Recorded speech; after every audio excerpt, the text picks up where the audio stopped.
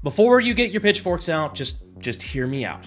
I know with a title like that, no matter what I say in this video, the comments are going to be full of angry window lickers who are mad at me for this take because they don't have the attention span to listen to what the f I am actually trying to say in this video. So to help with that, boom. Hopefully that helps. Now maybe Gen Z is paying attention. So to completely avoid any confusion, let me start with this. I believe in the Second Amendment. Full stop. No but anything.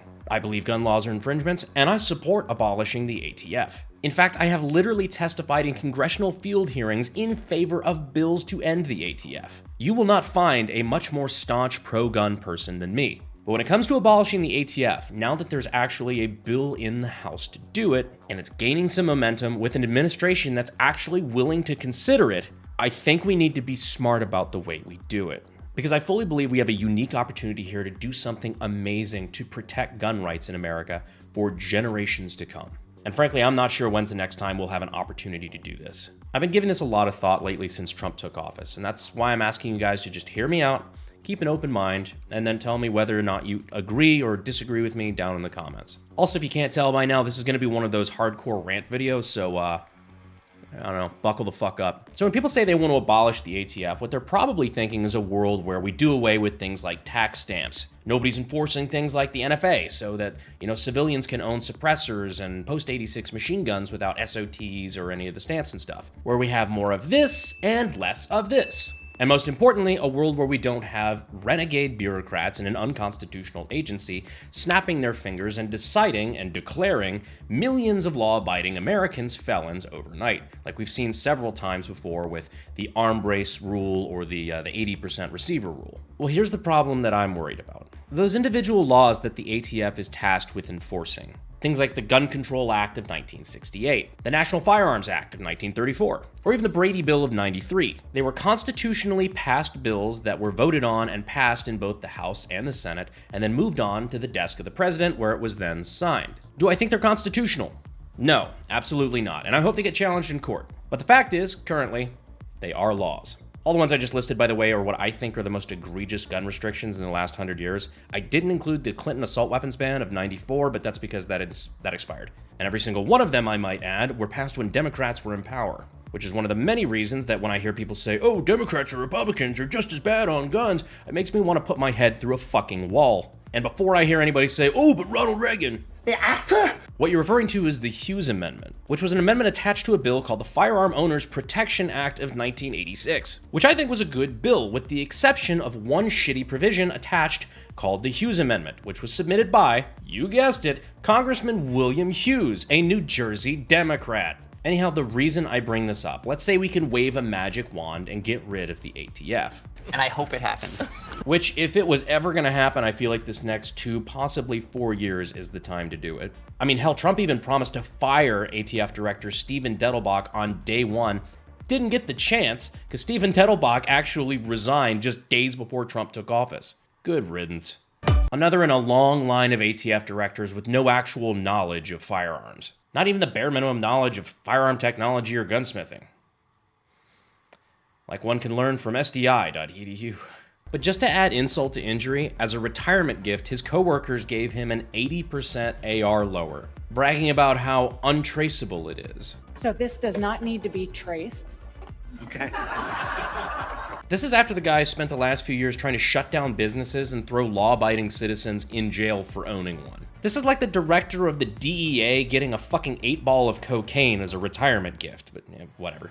So it's the beginning of 2025 and everybody's kind of looking for a fresh start. Maybe you're looking to eat better, hit the gym more, lose a little weight. I'm looking to do all 3 of those things. But we all have bad habits you want to stop and good ones you want to start. This could be the year that you decide to get out of debt and stop being crushed by it. And that's why we're sponsored by our friends over at PDS Debt. If you're making monthly payments on your debt, but your balances aren't going down, PDS might have a solution for you. Anyone with $10,000 or more in eligible debt is qualified, and there's no minimum credit score. Bad and fair credit are both accepted. So you can save more and pay off your debt in just a fraction of the time. So make this the year that you take control of your debt. So get your free debt analysis now at pdsdebt.com/bh. That's pdsdebt.com/bh. It only takes 30 seconds. So thank you to PDS Debt for sponsoring the video. Back to it. Let's say we succeed and abolish the ATF. Those laws I mentioned earlier, the NFA, the GCA, all that. those are still laws that are in effect. They don't go anywhere just because the agency currently tasked with enforcing them goes away. Which leads to this major point. If the ATF disappears tomorrow before the proper groundwork is laid, the responsibility of enforcing those laws goes into the hands of bigger, better funded agencies with more staff, such as the FBI or the Department of Justice. Oh, not good. The ATF already operates under the Department of Justice, the DOJ, so this is like the logical step. If you're not tracking yet, let me give you some scale for what that means. Think about how much you hear about the ATF harassing people, flashbanging families of gun owners in no-knock raids, going after mom-and-pop FFLs for paperwork errors, so on. Right now, the annual budget of the ATF is about $1.6 billion. Now let's compare that to the FBI, who has an annual operating budget of around $11 billion. And finally, the DOJ, which in total has about $38 billion. Do you see yet why I'm trying to bring attention to this? Now, the ATF currently employs about 5,200 people full-time. The FBI has 37,000. The DOJ, a whopping total of about 115,000.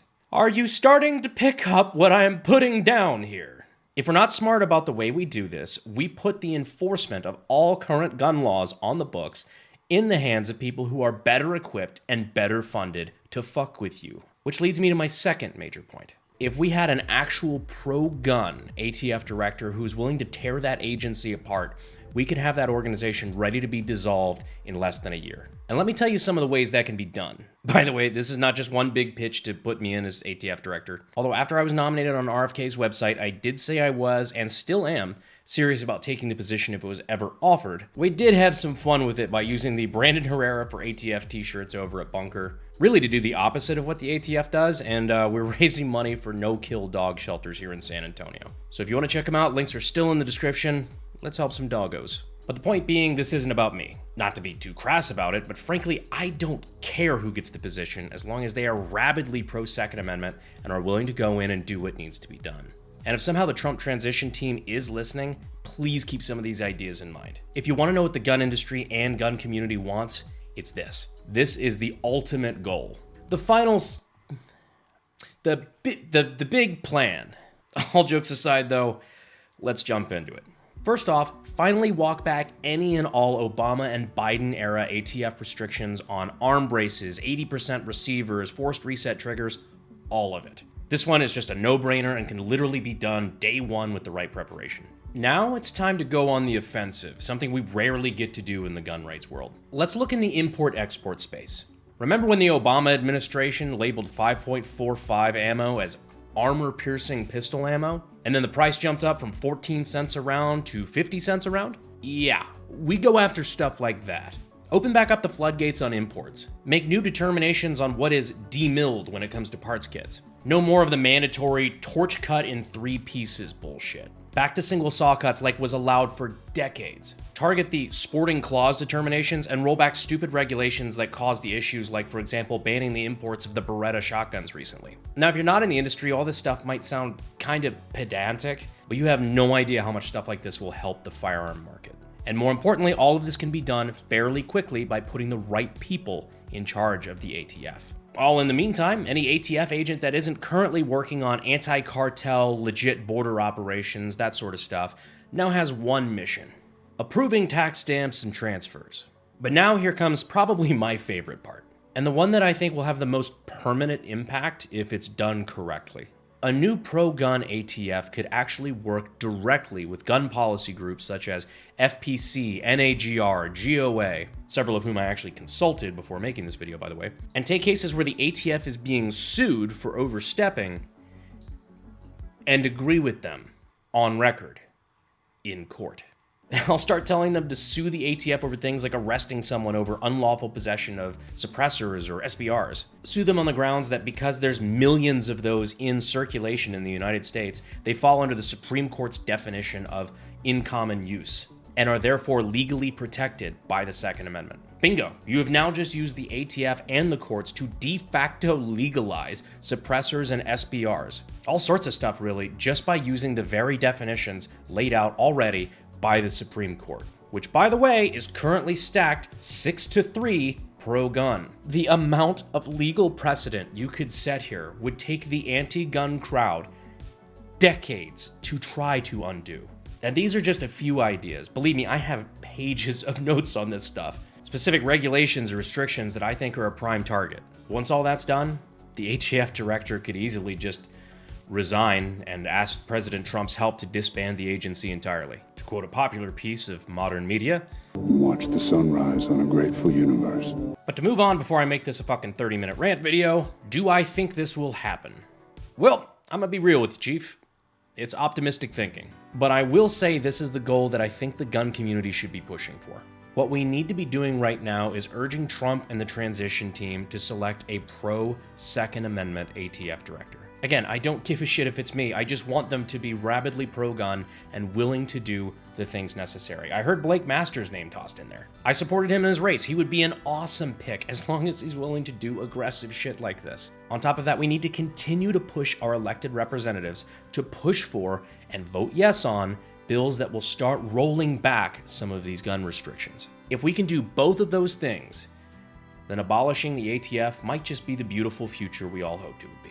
Sorry if this video was a little bit of a break from the norm. I know some of you guys like it when I get more serious with this and do like actual legal breakdowns and stuff like that. Some of you fucking hate it.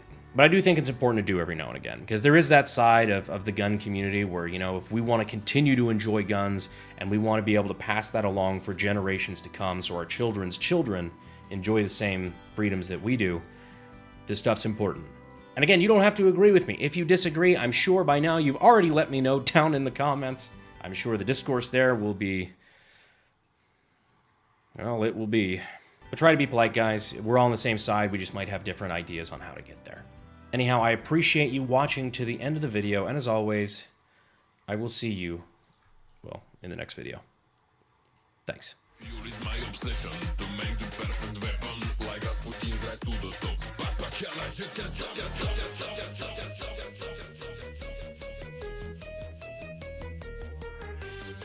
Frankly, I'm not sure the next time we'll have an opportunity quite like this. I don't know why that line was so hard. Didn't seem that bad.